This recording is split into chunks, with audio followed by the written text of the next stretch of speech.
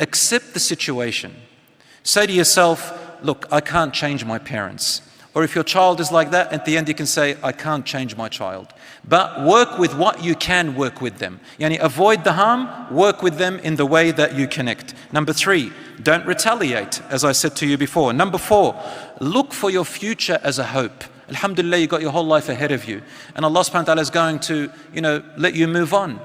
Number 5, make dua, as I said. Number 6, talk to someone that you trust. Don't just isolate yourself. Some people, they say, they talk about cutting off. They say, I'm going to abandon my parents. I'm going to abandon my children. I'm going to abandon my relatives. Habibi, you don't have to abandon everything. Keep a little string of hair between you and that person. Don't cut them off completely, because then you never know what Allah subhanahu wa ta'ala will change. And number 7, look after yourself.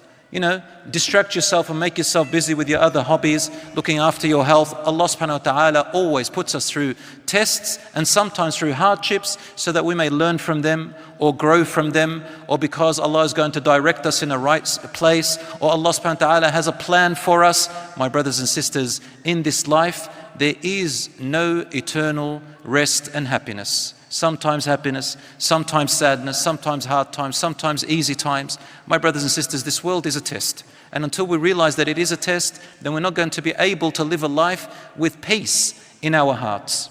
And I finish it with this beautiful story of an imam who I used to follow when I was a child, rahmatullah alayhi. He passed away. I'll say his name, so you won't know his name, Sheikh Ahmed Al-Qattan. He's from Kuwait, which I grew up as a child listening to him. He had a father who was, I think he described him as more of a communist. And he didn't really believe in God, except, very, I don't know, some weird belief. And his father became debilitated. So he became so debilitated that he had to stay in his bed, and if he has to go to the toilet, he has to do it in his bed. So this child, he became religious and he became an imam, and the father was extremely harsh to him.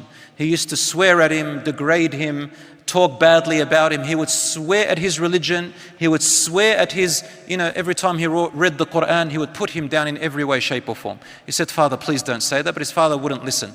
So what did the Shaykh do? He said, I continued my journey that Allah is pleased with me, and I did my duty as a son for my father. And if I was harmed, I would just avoid the harm as much as I can. He said, I made a hole under his bed, and we used to have a bucket in there where he used to, relieve himself because his bowels weren't working. He didn't have control over them. He said, one day, the bucket, I was cleaning it, and it was somewhere, and then my father needed to relieve himself. He says, so then I put my hands under him. And everything inside him came into my hands. And I didn't complain. I took it and I washed my hands. And my father, for the first time, looked at me and he got teary. He says, son, I've been degrading you, putting you down all your life. And you would do this? Why? Why would you do that? And he said, it is Islam, my dad. I only want to please Allah, Dad. I want to enter paradise, Father. And you are the way that Allah has given me as a test through it. Because of that, his father repented and he died a believer, knowing what Islam teaches you. Now, this is a story that is personal to me, but what I want to share it with you to tell you, brothers and sisters, please don't give up because you're going through certain hardships. I gave you a few ways to deal with it, inshallah. And there is always light at the end of the tunnel. Seek support, seek help. If it's too much for you, you can distance yourself, but don't go all the way, because wallahi, it's miserable when a person feels that they're just alone in this world with no relatives, no cousins, no family.